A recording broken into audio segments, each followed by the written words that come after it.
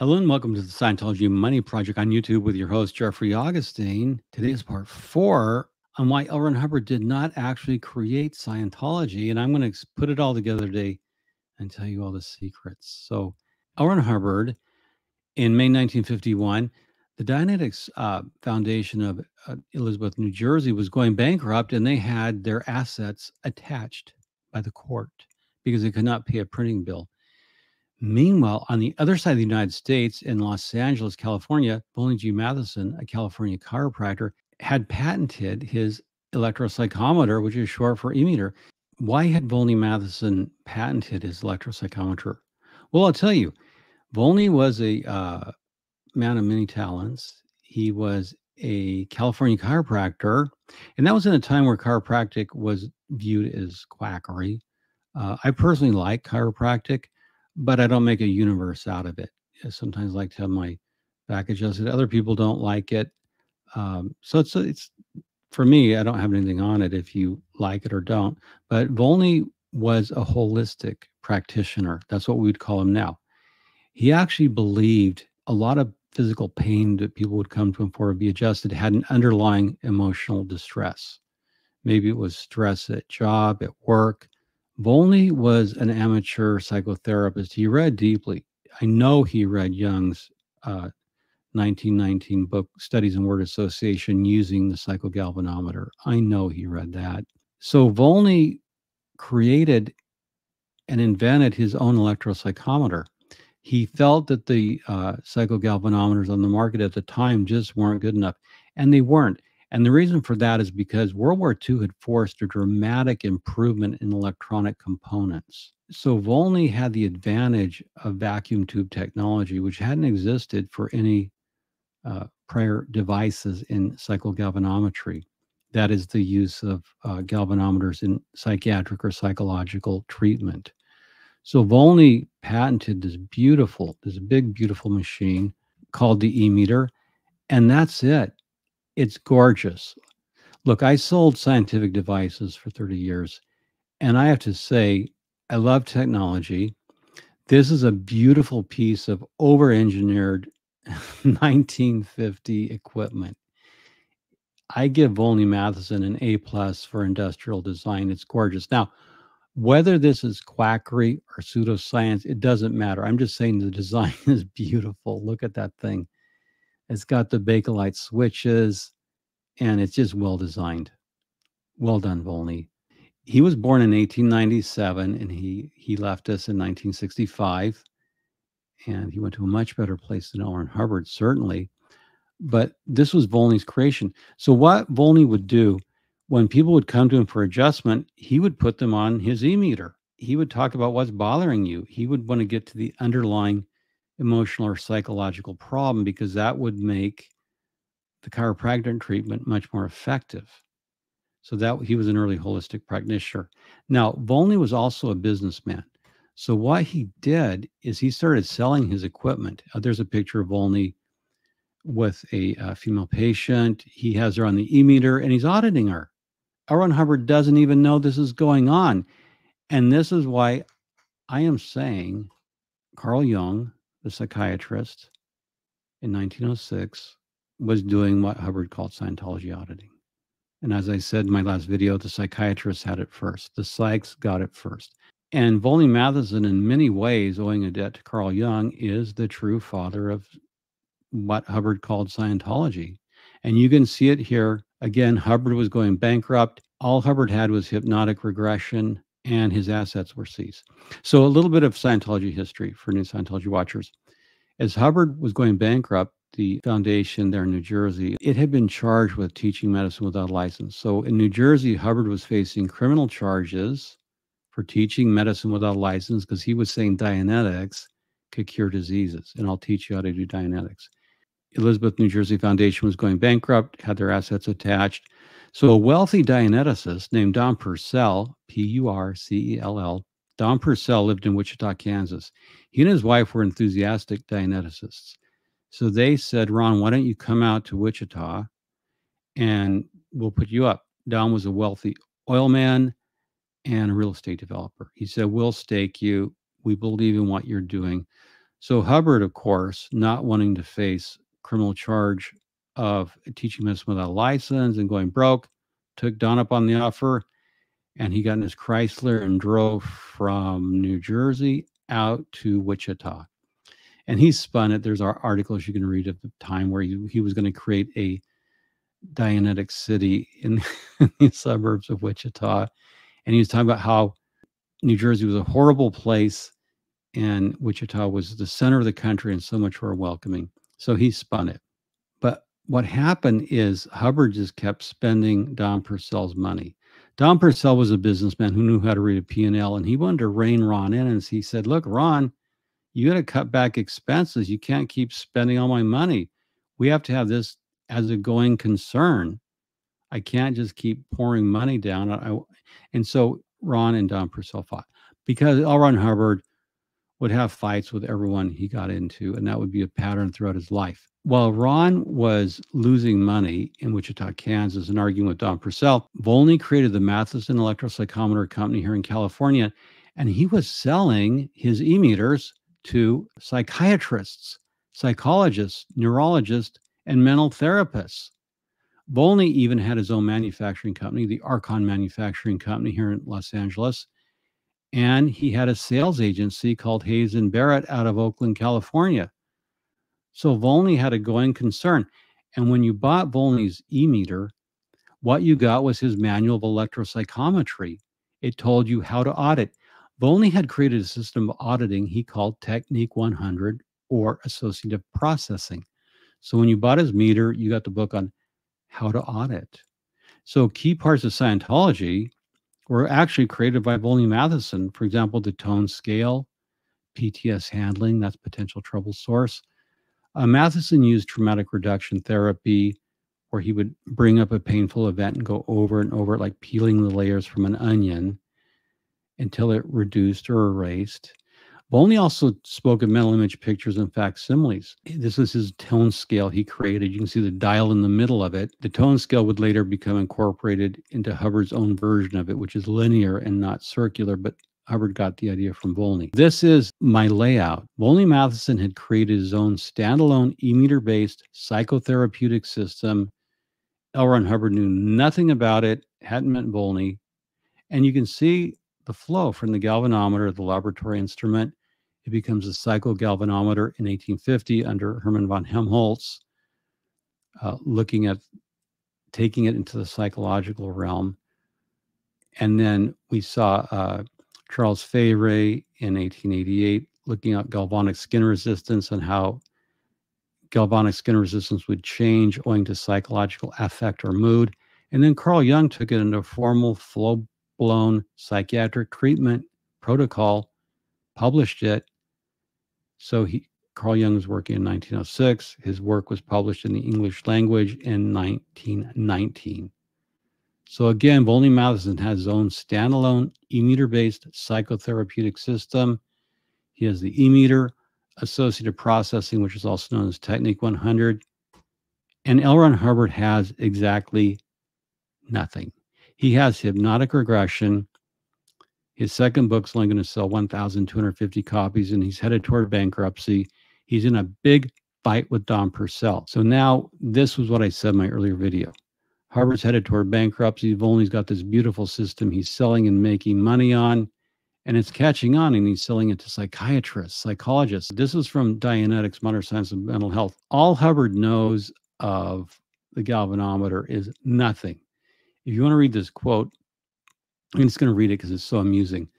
There are two, and this is L. Ron Hubbard, quote, there are two little men on each side of the brain, a set for each lobe, hanging by their heels. The outer one is the motor strip, the inner one, the sensory strip. If you wish to know more about the structure of these pairs, Dianetic research will have the answer in a few more years. Currently, there is something known about them, a description. To an engineer who knows Dianetics, the current description, which will be found in the library, is not entirely reasonable. These are possibly switchboards of some sort. Readings can be taken in the vicinity of them, just after the temples, if you have a very sensitive galvanometer, a galvanometer more sensitive than any on the public market today. All L. Ron Hubbard knew of the galvanometer, he'd heard about it somewhere in his readings. He thought you could put it up after the temples and read about the two little men hanging on the brain.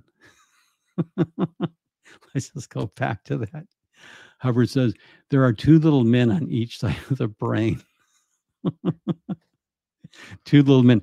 Maybe those two little men hanging on either side of the brain are the prototypes of the body thetans, which would come later. It could be.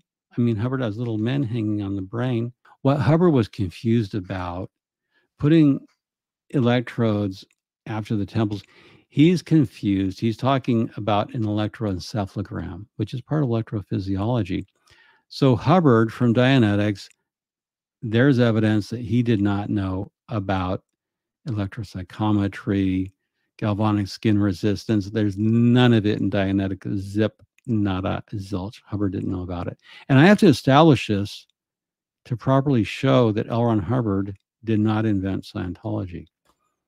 So moving on from the two little men hanging on each side of the brain, where did Volney Matheson and L. Ron Hubbard meet? Well, that exact date's lost in the dust of history. Church of Scientology might be hiding it in their archives, but Danny Sherman, L. Ron Hubbard biographer, is no longer with us, and condolences to his family. Danny Sherman may have known, but he never disclosed that date. However, what we do know is Volney Matheson, in his 1954 book, Electropsychometry, entitles Chapter 8, Genesis of the Electropsychometer. So in the opening of that chapter, he says, Volney Matheson says, quote, in a very upset state, I went to a psychoanalyst, seeking relief from nervous tensions. Not getting satisfactory results, I next attended a series of lectures being given by a very controversial figure, unquote. Now, I showed you in a previous, I think part 2, that L. Ron Hubbard was advertising. He had these little $3 newspaper ads. And here was one for the Shrine Auditorium. And this was Thursday, August 10 at 8 p.m. He was giving a lecture. So from what I can divine, my theory is that Volney Matheson met L. Ron Hubbard at a lecture Hubbard gave at the Shrine Auditorium. Now, Hubbard lectured other places, so it could have been somewhere in LA. It could have been Casa de Rosas, the building I went to with Zach and the crew of Ghost Adventures. He could have attended a lecture there, but it was in the LA area. And the two talked. Volney obviously showed Hubbard what he was doing with his meter, and Hubbard had to go, I need that. I can do a lot of things with that. That can save me, because Dianetics is going nowhere, and hypnotic regression is going nowhere. So suddenly Volney looked like the guy who could offer Hubbard a lot of value. Once L. Ron Hubbard and Volney Matheson met, and L. Ron Hubbard realized the incredible potential that Volney Matheson's technology, his EMeter and his auditing techniques could offer Hubbard, the evidence shows, and this is evidence I have developed, shows that L. Ron Hubbard developed a covert exit strategy from Dianetics to get away from Don Purcell and to reboot Dianetics. And I'm going to lay out my case, my evidence. So we know that they met at a lecture given by L. Ron Hubbard in Los Angeles. It could have been at the Shrine, but it could have been at Casa de Rosas. But the two did meet. That's conclusive because Volney Matheson testifies to that in his 1954 book, Electropsychometry. Once L. Ron Hubbard discovered the EMeter and its superiority to hypnotic regression, my argument is that he created a covert exit strategy, as I said, to get away from the collapsing Wichita Dianetics Foundation. These are the elements of the covert exit strategy. Hubbard's first action was to copyright the word Scientology, which he did on November 1, 1951. You can see it there. I went to the U.S. Patent and Trademark Office website, and I saw Hubbard's registration. That's definitive evidence that he did register the word on November 1, 1951. However, it's not enough to copyright a word. You have to use it in commerce. You have to defend it. So the next month, in December 1951, Hubbard printed a book called Handbook for Pre-Clears. This is the first public mention of the word Scientology, and it's in the diagonal banner on this handbook. So Hubbard's putting part of his exit strategy into play by creating something he calls Scientology. But what he's really doing, and this is the key point, what L. Ron Hubbard is really doing is he's not creating Scientology. All L. Ron Hubbard has done is to copyright a word called Scientology. That's all he's done. He's copyrighted a word called Scientology. He has not created Scientology. So keep that in mind is the key fact. L. Ron Hubbard copyrighted the word Scientology, and he had created nothing, and I'll show you why. Back to the evidence. In his 1951 Handbook for Pre-Clears, Hubbard says, and I've highlighted it to the left, he says, quote, culmination of research in what is popularly known as this new science, and more correctly known as Scientology, has yet to occur, unquote. So here Hubbard is trying to shoehorn the word Scientology into his Dianetics work. He introduces it while he's at the Dianetics Foundation, and he's saying that there's a new science called Scientology, but it's yet to occur. So that clearly shows he's created nothing. He's just copyrighted a word and he's putting it into play in a handbook. He doesn't even know what Scientology is altogether, but he has an agenda. He has a strategy. On the second quotation I've highlighted, L. Ron Hubbard's talking about Dianetics and why it has failed. And this is so typically L. Ron Hubbard. He's going to blame everyone else except himself. So he's talking about Dianetics. I'm going to read it. Quote, further responsibility is mine in the unthinking attitude toward this new science for which I did not properly estimate a couple of years back the ability of the average auditor. Thus, I oversold the subject in my first book, for I based it only on my own ability to handle the techniques. It required a year and a half to refine these techniques to a point where the average auditor could handle them. The present volume, by the way, is a guarantee that he does, unquote. So what Hubbard is saying is that when he wrote Dianetics, he overestimated the ability of the average auditor to employ the techniques. He's blaming it on the people who bought the book who were too damn stupid to know how it works. He says he based it on his ability to do it. And if everyone like him and as smart as him, then Dianetics would have worked. But they were all so stupid. He overestimated their ability. That's so Hubbard. So he says, quote, thus I oversold the subject of my first book, unquote. Again, Hubbard promised that Dianetics could cure cancer, get rid of eyeglasses, you'd never have colds, you'd have perfect memory, perfect recall. Yeah, no shit, he oversold it. Now he's backpedaling. He's backpedaling saying, all these rubes who bought the book, I underestimated their ability, and now it's taking me a year and a half and bankruptcy. He doesn't say that part, but it's taken him a year and a half to refine it. So he's getting ready. He's positioning to set up something called Scientology, although he needs a few things to make it work. The next part of L. Ron Hubbard's covert exit strategy for Dianetics, he has to break from Don Purcell. He has to resign from the Wichita Dianetics Foundation, and he has to create the Hubbard College in Wichita. The first part, to break from Don Purcell, this requires to resign from the foundation and leave Don Purcell with all the debts of the Wichita Foundation. So Don Purcell actually recounts the matter. So this is eyewitness testimony. And Don Purcell, in a published article, says the breaking point was reached on February 12, 1952. This is Don Purcell speaking of L. Ron Hubbard. Quote, that night, Ron called a meeting of the board of directors. At this meeting, he suggested that he be allowed to turn in all his stock to the foundation and resign. In this way, he could preserve Dianetics regardless of what happened to the foundation. I'll take Dianetics out under the label of Scientology, said he, while you stay here and let them blunt their arrows on this old hulk, unquote. So Hubbard's remark that he would relabel Dianetics as Scientology is definitive eyewitness testimony from Don Purcell. Scientology is a copyrighted word. It's actually Dianetics 2.0. And instead of using hypnotic regression, he's using the meter. I'm getting a little bit ahead here, but we have the direct testimony. I'll take Dianetics out under the label of Scientology. So that's what he was doing. And this shows that Hubbard has been in extensive contact with Volney Matheson, because we'll know from evidence coming up that he's been negotiating the rights to license and sell the EMeter as well as Matheson's system of auditing called Technique 100. L. Ron Hubbard was working behind Don Purcell's back, setting up a deal with Volney that would allow Ron to stick Don Purcell with all the debt and partner up with Volney. And this was really interesting. Now let's get back to the evidence. Hubbard resigned from the foundation. He turned in all his shares. And so he launched, that same day that he resigned from the foundation, he launched his own new company, his own new corporation called the Hubbard College of Wichita on February 12, 1952, the same day. This was only a 6-week affair, but this brief interval is an extremely important key inflection in the nascent Scientology movement. And just to clarify to the Massimo Intravenies of the world, this is not a new religious movement at this point. This is a for-profit business.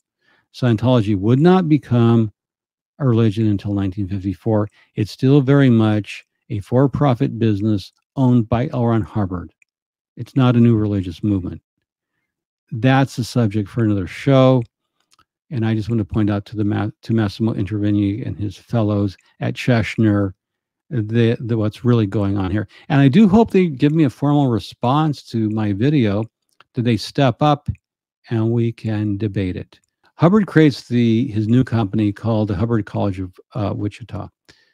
Now, Ron formally introduces his remaining 80 or so followers to the new science he calls Scientology and the EMeter. Hubbard did the same thing that Carl Jung did in 1906. He raved about how much faster auditing went with the EMeter as opposed to hypnotic regression. Well, no kidding. A meter is going to work faster. And I'm not arguing whether the subject's valid or not. I'm just saying you're going to get a read from a device called the EMeter. That's going to give you something reading on the dial, as opposed to hypnotically regressing someone. Hubbard was quite enthusiastic because he was finally free of this hypnotic regression technique. What Hubbard did next is he launches the Hubbard College of Wichita on February 12, 1952. The next month, March 13, 1952, he announces to his followers on Hubbard College letterhead, quote, agreement has been reached with Volney G. Matheson, inventor of the psychogalvanometer, to permit the Hubbard College to act as sole agent throughout the world, except for the cities of New York and Los Angeles. So there we have it. L. Ron Hubbard copyrighted a word called Scientology. He resigned from the Wichita Foundation, left Don with the debt. He launches a new for-profit company called the Hubbard College, and he locks up Volney Matheson's intellectual property and his patented EMeter. And that's what L. Ron Hubbard calls Scientology. So he did not create Scientology. He just copyrighted a word. That's my main point. Scientologists are always talking about looking at the data. Well, that's the exact data. Time, place, and form of event. That's the truth. Those are the facts. They're indisputable, and they're in Hubbard's own writing. So what Hubbard does next is he leaves after the 6 weeks of Hubbard College. He leaves Wichita, and while he was in Wichita, by the way, he met a young lady named Mary Sue Whipp. They got married, and she became Mary Sue Hubbard.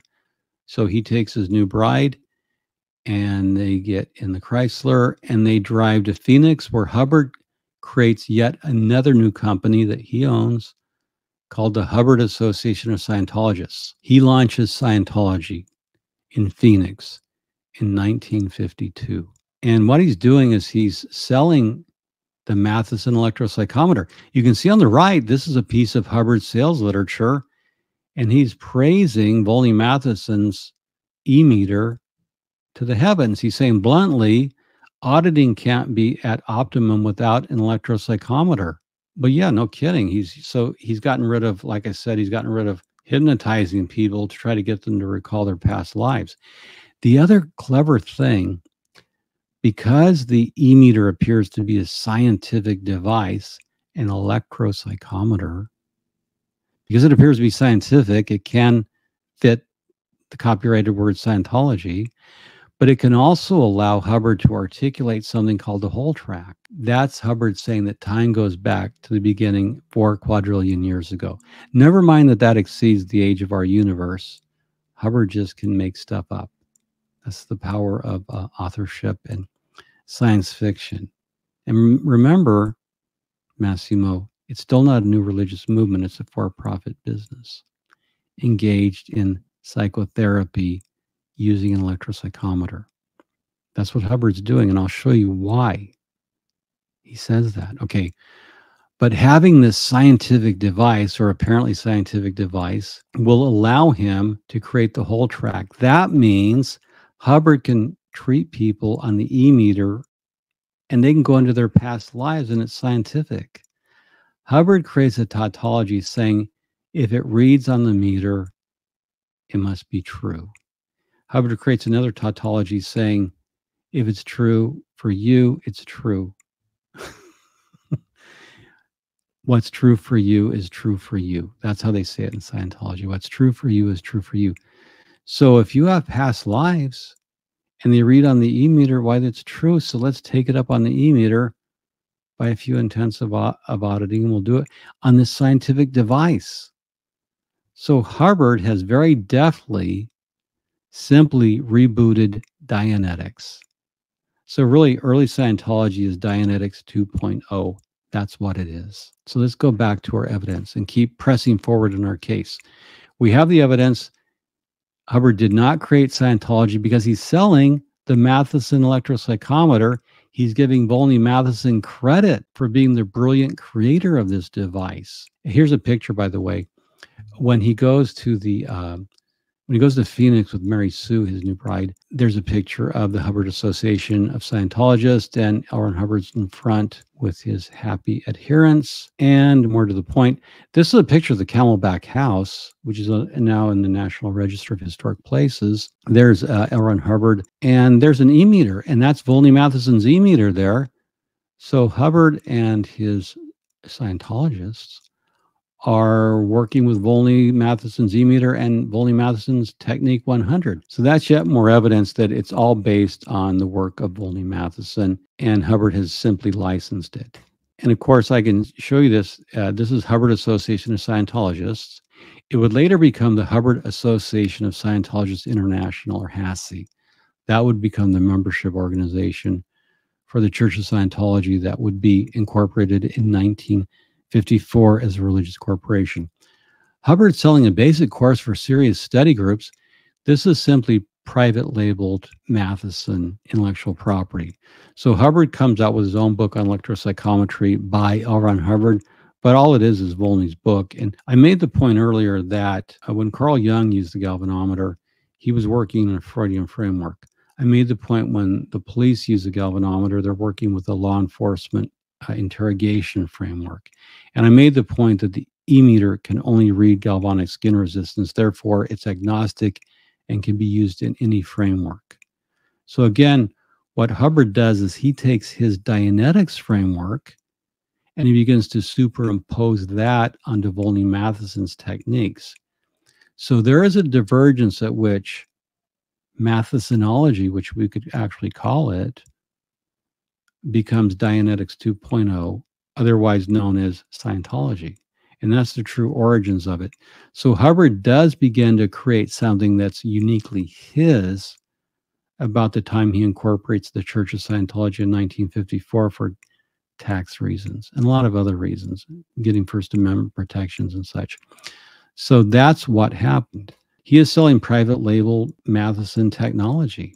That's what he's doing. So to go over it once more, Hubbard's exit strategy from Dianetics is straightforward. He copyrighted the word Scientology. The next month, he publishes the handbook for pre-clears and uses the word Scientology in commerce. He resigns from the foundation, creates the Hubbard College of Wichita, where he introduces the term Scientology in EMeter, and he locks up the exclusive global rights to sell Volney Matheson's intellectual property.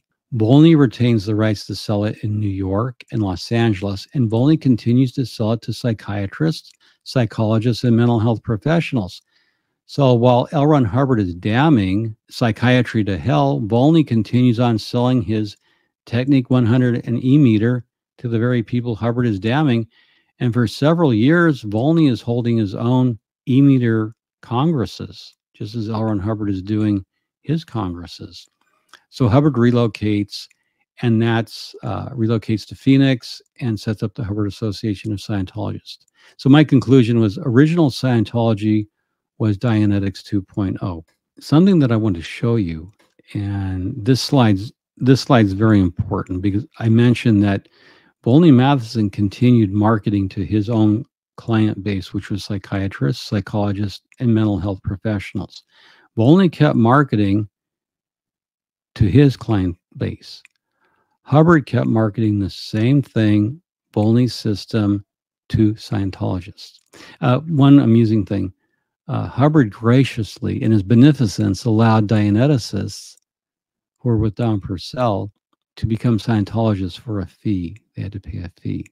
By the way, in an interesting side note, Don Purcell put the Dianetics Foundation into bankruptcy after Hubbard resigned. And it had a lot of debt, several $100,000 in debt, and maybe half that in assets. So Don Purcell bought all the assets in bankruptcy because no one else would buy them. Who wanted to buy the Dianetics assets, right? And when Don Purcell bought the Dianetics assets for $6,100 and change, he got the rights to the book Dianetics.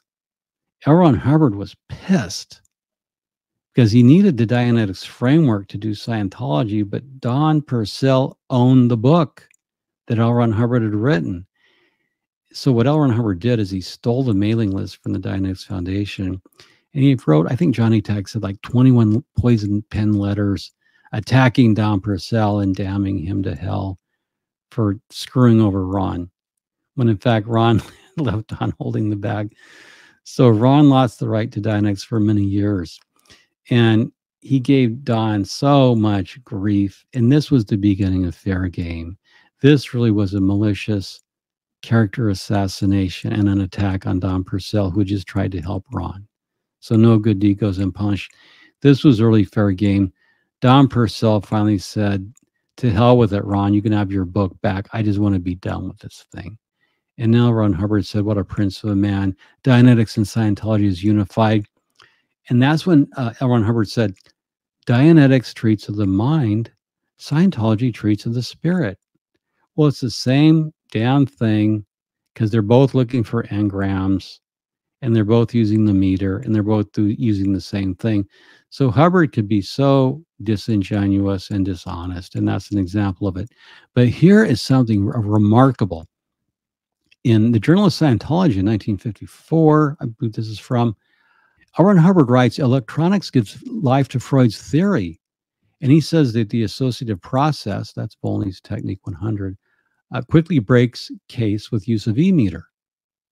So L. Ron Hubbard is basically saying that Scientology is the EMeter plus the work of Sigmund Freud. He out and out says it. And he says the use of the EMeter makes it go so much faster than Freudian free association. The same thing Jung had said in 1906. This is an astonishing admission. I'll post it on my blog. On the right side, there's an article from a naturopath magazine in 1954 by Mark L. Gallert called Electropsychometry. He says the exact same thing, that the EMeter makes Freudian psychotherapy go a lot faster. What that tells me is that Volney Matheson was selling his EMeters and his EMeter system, his system of how to audit. He was selling it to psychiatrists, psychologists, naturopaths, mental health practitioners by saying it'll make therapy go a lot faster. So now when you have two articles that say exactly the same thing from the same period of time, I don't know if Hubbard had read the electropsychometry article and copied it, which seems likely because he would often copy other people's work. He was a plagiarist in many ways, but this is an interesting thing because it happened at the same period in time. So we have the same device being sold in the same way to two different clienteles, one into the mental health field, one to Scientologists. So that's just an interesting slide right there. So the conclusions, what we call Mathesonology existed as a coherent EMeter-based auditing system before L. Ron Hubbard copyrighted the word Scientology on November 1, 1951. L. Ron Hubbard integrated his Dianetics model onto the Mathesology method of EMeter-based auditing. 3. Early Scientology is indisputably L. Ron Hubbard's adaptation and modification of Mathesology. 4. Hubbard's modifications to Mathesology began to diverge into Hubbard's form of Scientology beginning in 1952. Specifically, Hubbard created a cult of personality around himself. He also infused his paranoia, greed, and megalomania into his system of psychotherapy come space opera. 5. While this divergence was taking place, Hubbard still widely credited Volney Matheson for his Volney system of EMeter-based auditing. By 1954, Ron Hubbard and Volney Matheson had it with each other. Volney was sick and tired of what Hubbard was doing, and Hubbard didn't like Volney being around the movement, taking a lot of credit. Hubbard's ego was just too big to have Volney hanging around. So he offered to buy Volney's intellectual property and his EMeter patent. And Volney said, no, I'm not going to sell him. One, Volney was still selling his EMeter and his auditing techniques to psychiatrists and psychologists, chiropractors, his client base.